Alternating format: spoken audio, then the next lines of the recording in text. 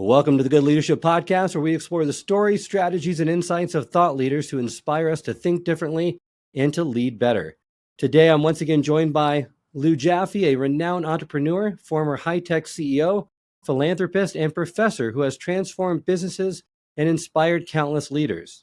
Known as the Godfather of Video Conferencing, he has also founded 3 companies and created over $1 billion in shareholder value through strategic growth and successful exit strategies.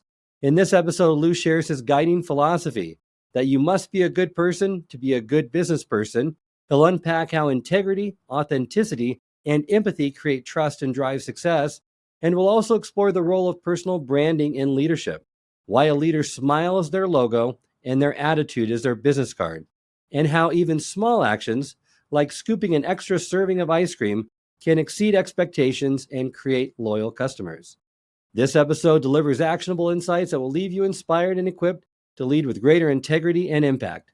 So let's dive in. Welcome to the Good Leadership Podcast, where we explore the stories, strategies, and insights of thought leaders who inspire us to think differently and lead better. Through candid conversations and expert perspectives, we dive into the challenges, breakthroughs, and practical lessons that shape exceptional leadership. For a business person, really, you must be a good person to be a good business person. How does this philosophy kind of guide the way you lead? Misogyny really is not a long-term strategy. If you're a good person, you have long-term relationships.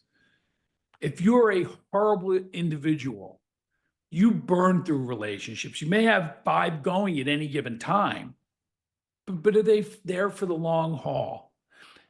Integrity is at the center of everything. Again, go back to my other 3 words. They know us, they like us, they trust us. When was the last time you trusted somebody that was a bad person or a person that had no integrity? Well, if that's how you want it, why would you not expect the person on the other side of the table to want those same things? It doesn't mean you give up yourself. It means you understand the person on the other side of the table. If you're a good person, you learn how to communicate. If you're a probabilities guy, if I talk to you in possibilities, you're going to get lost. We're not going to have a good relationship. You're not going to think I'm a good person because I'm talking about blue sky, big picture. And you're going to look at me and think, oh my God, what's wrong with this guy? I want to know facts and figures. How many horsepower does this car go? How many gears are there? Is there a spare tire? Right? I need to be a good person also means I need to be able to communicate to you what your values are without giving up mine. Because that car I can talk about, and I lived in LA for a long time, driving down the Pacific Coast Highway, I would say, wind in my hair, but that would be a fib. But I can talk to you if that's where you want to go. I'm a good person because I'm sharing you the vision. But are you going to think I'm a good person if I'm trying to sell you this dream on this $200,000 Aston Martin, and all you want to know is about how big is the engine, how many gears, what's the horsepower, all that, you're going to think, I don't get you. Am I a good person? It's perception. But at the end of the day, there's some of that, and it's still integrity.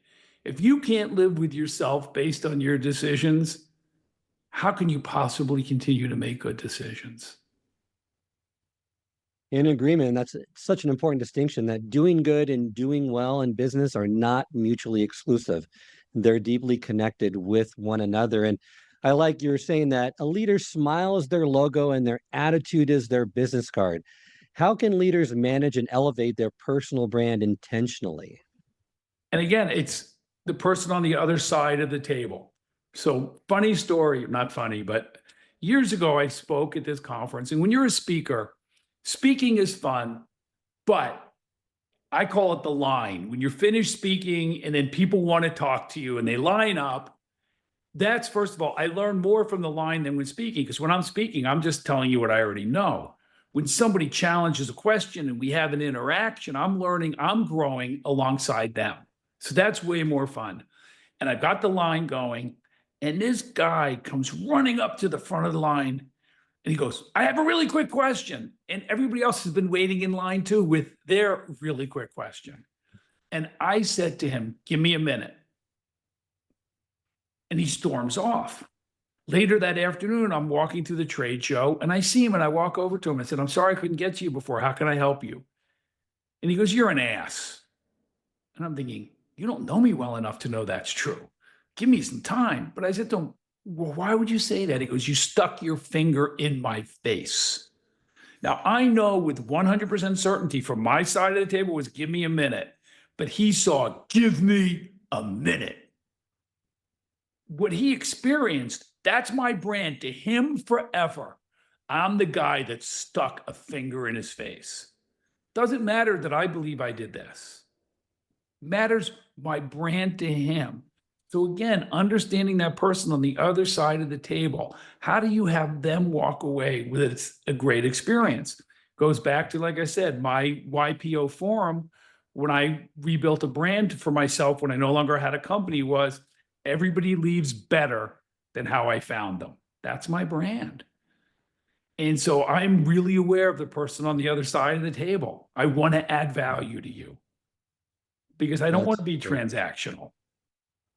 And transactional relationships don't work in today's world, especially. It's very difficult to get any type of deep relationship with another person if they feel like it's just a transactional relationship. And a leader's demeanor sets the tone for how they're perceived and how others feel around them. And that warm smile signals approachability, while a positive attitude inspires confidence. And leaders today need to be more mindful of the energy they bring into the room, because that becomes part of their personal and professional brand, whether or not they believe that to be true.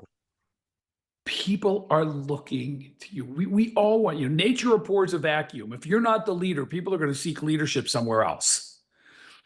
Okay, so how do you do it? And, back in the day, leaders needed to be feared. And I'm not saying there's not a place for a strong man, but a strong man that gets respect is important. Strong man that listens. You don't have to be right. You don't even have to know the answer. But there's a big difference between lying and bluffing the answer and saying, listen, let me get back to you on that. That's a great question. And speaking of that, you want to build relationships? Add that one sentence to your repertoire. Do you know how good anybody feels? When I say to you, oh my God, that's a great question. You feel awesome because now you know I'm respecting your mindset. Congratulate people for asking great questions. Out of great questions, great answers appear. Perhaps my favorite story in the book is the story about scooping ice cream. Can you share the lesson there about customer perception and how it applies to exceeding expectations in your business? Wow, great messaging, great memories. And so now I'm going to do a commercial for Baskin and Robbins. Right? So one of my early high school, actually, that was a junior high school job, when I'm being trained by the guy that owned the store, who, by the way, was like everybody's uncle. He was the nicest guy ever, but Uncle Paul. But he said, listen, we sell ice cream by weight. This is the 4-ounce cup. This is the 8-ounce cup. This is the 16. It's by weight. I never want to see you fill it up. If it's a 16-ounce cup, I want you to put 12 ounces in and then put a little bit more. Because then people think they're getting extra. If you overfill the cup and you cut the top off, people will look at you like you're cheating them, even though it's still 16 ounces. Because it's what they saw. All of us as adults see that when you go to a bar and they use that little 1-ounce thing. I'm going to give you a 1-ounce shot. And boy, it's like, if they just leave it a tiny bit short, you feel you got messed up. But if they leave it a little short, pour it, but then leave the main bottle pouring for a half a second more, you're still getting the same 1 ounce, but you feel you got extra. This is a great bartender. I love that. It's just the mindset. Make people feel good about doing business with you. Would you like it if I served you and I cut the top off? Wouldn't you just think I shorted you? Even if the weight's the weight. Yes, I would. And in business, it's all about exceeding expectations, even in small ways. And that's why that's such a powerful story, because it builds loyalty and positive word of mouth, and perception is reality. And when a customer perceives they're getting more, they become advocates for your brand, which is so important. these days. And speaking of perception, let's talk about one of your career stories, your interview for a CEO role in Boston. What Okay. happened and how did you turn that experience into an unexpected win? Because you didn't get the job, but A in the different end, job. yeah, you got a different job. Yeah. So after we sold PictureTel, I was interviewed to be the CEO of large company. We all remember the name Polaroid. And lesson one, never show up to meeting unprepared. Do your best. Never walk in unprepared. That is such a disciplined thing. And tell the audience too, kind of your process for being prepared. Because people say, okay, I mean, you have a very extensive thought out process, not just saying that I'm just going to read the bios of the individuals. You went beyond that. I want to understand somebody's perspective. Why do they like this? Why are they doing it? And again, I'm not going to know all of it, but if I understand how they're attached to it, I can speak into what they're attached to. But so I know that it's the board members, and I read everything about the board members. And I'm in the middle of the interview, and there's three guys and a lady, and the guys are asking me questions, and she's not saying a word, and she runs a family office. That's what it said in her bio that I was able to read. And all of a sudden she says, okay, guys, my turn. And they shut up. And I realize there's now a power dynamic in this room that I did not anticipate at all. And she says, I have three questions for you. You're digital technology, we're wet chemistry. You're business to business, we're business to consumer. And you've never led an organization that's as big as ours. Get me through those two hurdles. And I said, they're great questions. Because I know tell people they're great questions makes them feel good. So I said, there's a great question. So I would make the argument, number one, that every executive has a core team of direct reports somewhere between 6 and 10. If I have those right people, we can spread the vision and the mission and the definitions of success throughout the organization. And the size doesn't really matter if we get everything, the strategy and the tactics right. So I would argue, now that's probably not true for somebody that's had 10 people in an entire company, because they're still a very hands-on person. At 10 people, you're 100% doer. But I think I can handle that. Number two, you say that I'm business to business and you're business to consumer. I say, well, you market to consumers, but you don't sell direct. You sell to Walgreens, and where Walgreens only cares about what is their yield per linear foot of shelf space. And they will replace you with Tic Tacs if they can make more money on Tic Tacs than they can make on film. And I've been dealing with distribution my entire career, so I can have a strategy around distribution so I don't think it hurts that I'm business to business at all. And let's get real. You're wet chemistry. You have 14,000 people that understand wet chemistry. The world's going digital, and I do 30 digital images a second. Maybe somebody bringing that perspective here would be helpful. She goes, thank you, you can leave now. So in that moment in time, and very few times in my life, I've been summarily dismissed. And it hurts. And I realize I missed something, and I missed something big. And I go home, and I'm just sad about the whole thing. The next day, I get a call from one of the guys that was in the office. He said, and this was in Boston, can you come to New York? I'd love to talk to you. I love the interview. I think you're a really bright guy. You're not going to get the job. You're not going to hear from the headhunter for a couple more weeks, but you're not getting it. You really upset her. And I go, yeah, I got that. Being summarily dismissed is not like, let's hug it out. And I said, what did I miss? And he said, well, her grandfather was Edwin Land, the founder of the company. And you dissed wet chemistry, which is their whole wealth. Aha. That was nowhere in her bio. It just never, because different last name, it just wasn't there. But I go to his office. I'm in this guy's office, and we've all had this experience. You're in somebody's office and they answer the phone, and now you have to become invisible. And he's on the phone, and I'm like, I got my head right in his bookshelf trying to give him his piece. And goes, hey, Lou, what do you know about the restaurant business? And I go, to be honest, really nothing. "Hey, Lou, can you sit on the audit committee of a public company?" I said, "Yeah, that I can do." Good there. He goes, "Hey, Lou, would you be interested in meeting my friend Rocky Aoki?" And I said to him, "Benihana Rocky Aoki?" And he goes, "Yeah." And he says, "He's in Miami. Can you be in Miami tomorrow?" "Sure, why not?" Hangs up the phone. And he says, "I thought you didn't know about restaurants. I didn't know about Rocky Aoki." And I said, "Well, everybody in graduate school does the Benihana case. I did the case. I know who he is." Now, the truth of the matter is, I kind of did the case. I'm a tech guy. I read the first 4 pages and I sat low in class, afraid I didn't get called on, listened to my study group talk about it. It was all good. I go to the public library and I download the case. And on the airplane to Florida, I study the daylights out of the case. Every question Rocky asks me, I answer out of the case. He thinks I'm the smartest restaurateur. Talk about being prepared. And he was so kind, and I ended up on the board. And it was a great 10 years of board service. It's a phenomenal company. He was, sadly, he's not with us anymore. Fascinating guy. But you got to make yourself available. You got to be present. You got to show up.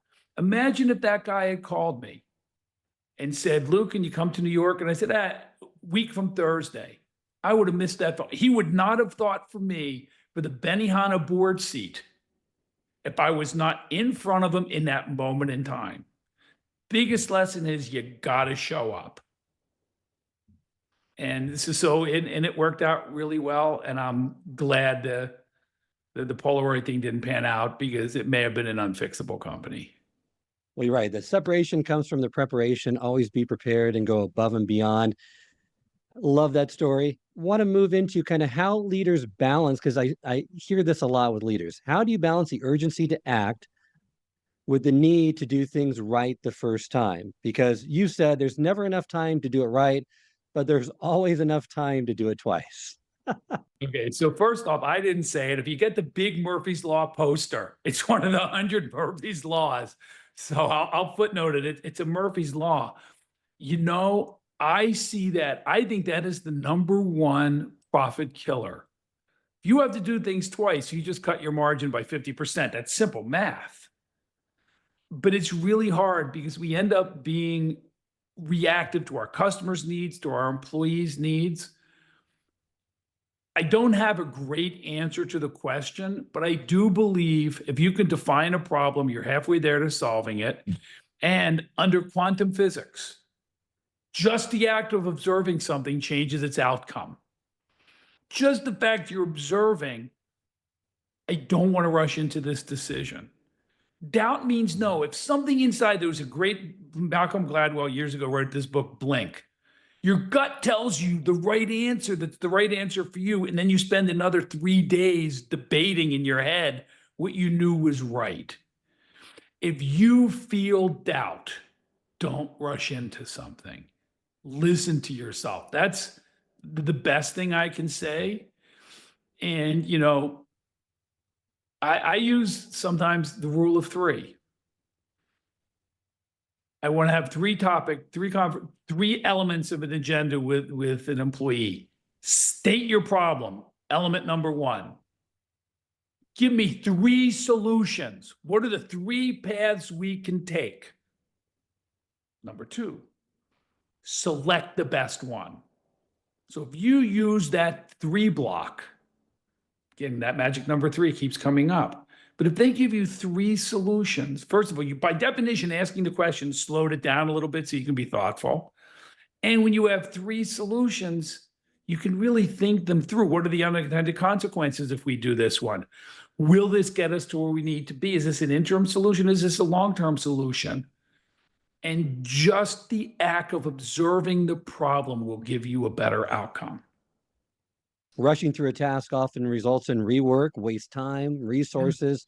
Investing time up front pays off in the long run. And let's dive deeper into some of those rules that you've mentioned. And I love the French fry rule. And talk to us about your dislike for the words if, maybe, and try. Wow, fair enough. So the French fry rule is discipline. Discipline is key.